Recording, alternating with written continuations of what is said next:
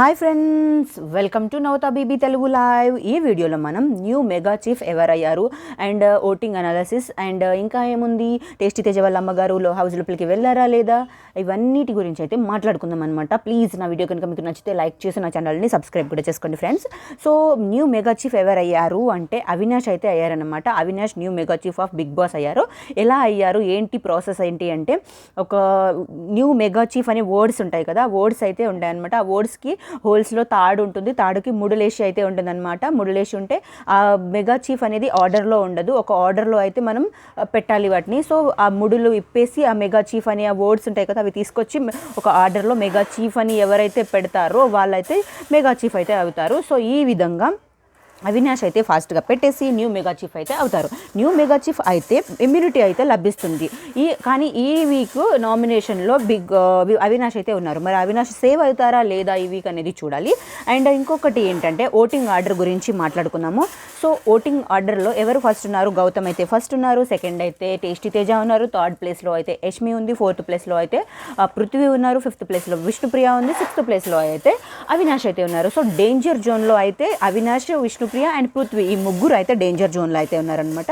So ఇంకొకటి ఏంటంటే, ఒకవేళ అవినాష్ అండ్ విష్ణుప్రియ కనుక ఇద్దరు లాస్ట్లో మిగిలితే మనకి నబిల్ దగ్గర ఎవిక్షన్ షీల్డ్ ఉంది కదా, ఎవిక్షన్ షీల్డ్ అయితే ఉంది. సో అవినాష్కి వాళ్ళిద్దరు కొంచెం క్లోజ్గా ఉంటున్నారు కాబట్టి వీళ్ళిద్దరి మధ్యలో బాండింగ్ బాగుంది కాబట్టి ఈ వీక్ నబీల్ వచ్చేసి ఎవిక్షన్ షీల్డ్ యూజ్ చేస్తే అవినాష్కి అయితే యూజ్ చేస్తారేమో. 99% అయితే నాకు అలా అనిపిస్తుందన్నమా.